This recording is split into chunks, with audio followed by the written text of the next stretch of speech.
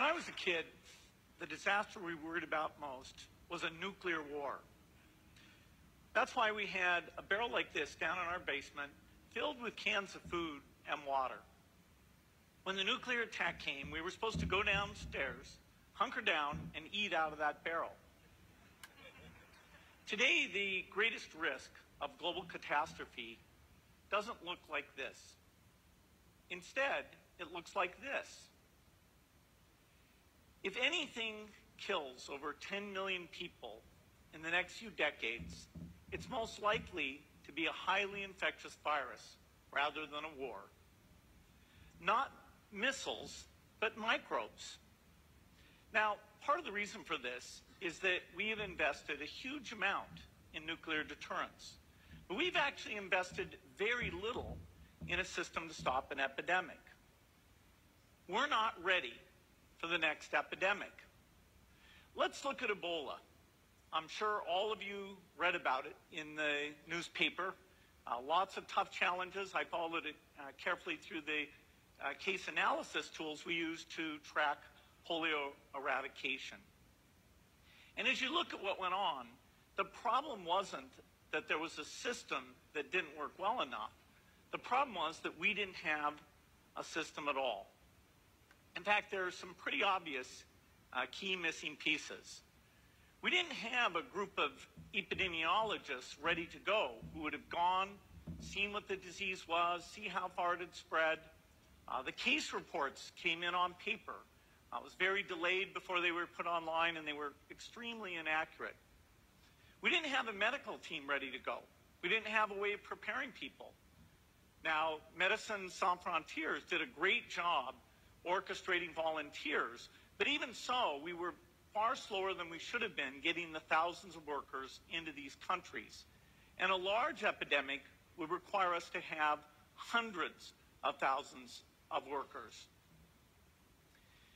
There was no one there to look at treatment approaches, no one to look at the diagnostics, no one to figure out what tools should be used. As an example, we could have taken the blood of survivors, processed it, and put that plasma back in people to protect them. But that was never tried. So there was a lot that was missing, and these things are really a global failure. The WHO is funded to monitor epidemics, but not to do these things I talked about. Now in the movies, it's quite different. There's a group of handsome epidemiologists ready to go. They move in, they save the day, but that's just pure Hollywood.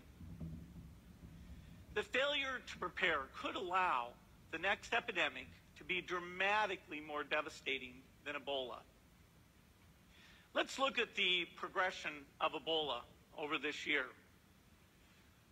About 10,000 people died, and nearly all were in the 3 West African countries. There's 3 reasons why it didn't spread more. The first is there was a lot of heroic work by the health workers. They found the people and they prevented more infections. The second is the nature of the virus.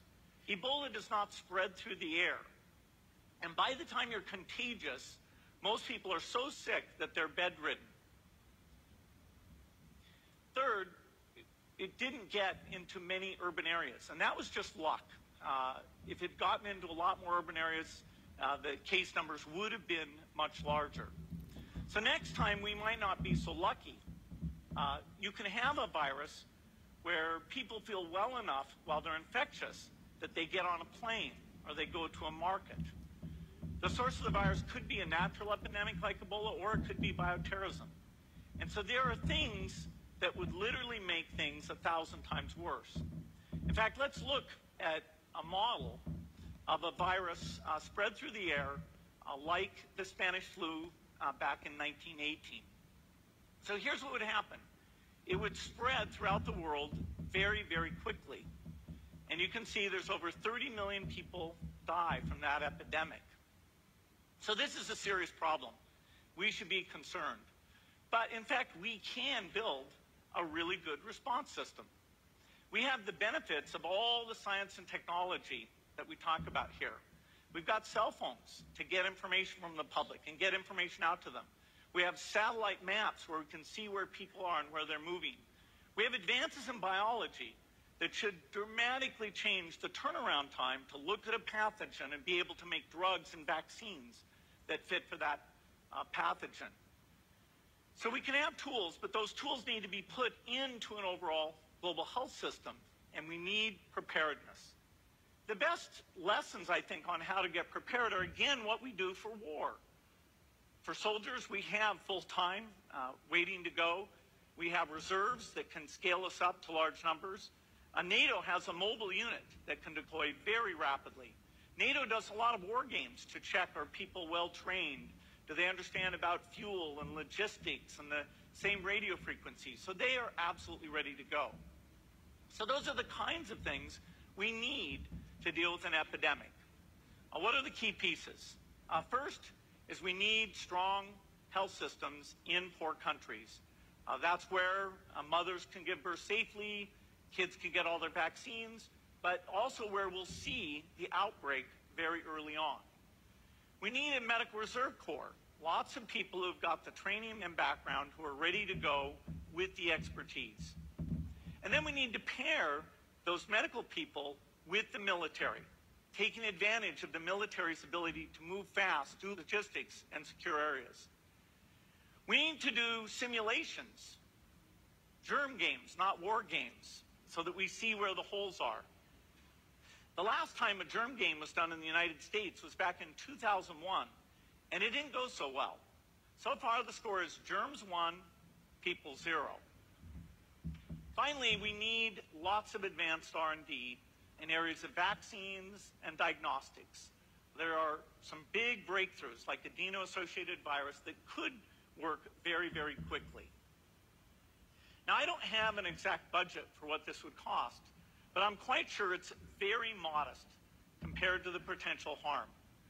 The World Bank estimates that if we have a worldwide flu epidemic, global wealth will go down by over $3 trillion, and we'd have millions and millions of deaths. These investments offer significant benefits beyond just being ready for the epidemic. The primary health care, the R&D, those things would reduce global health equity and make the world more just as well as more safe. So I think this should absolutely be a priority. There's no need to panic. We don't have to hoard cans of spaghetti or go down into the basement. But we need to get going because time is not on our side. In fact, if there's one positive thing that can come out of the Ebola epidemic, it's that it can serve as an early warning, a wake-up call to get ready. If we start now, we can be ready for the next epidemic. Thank you.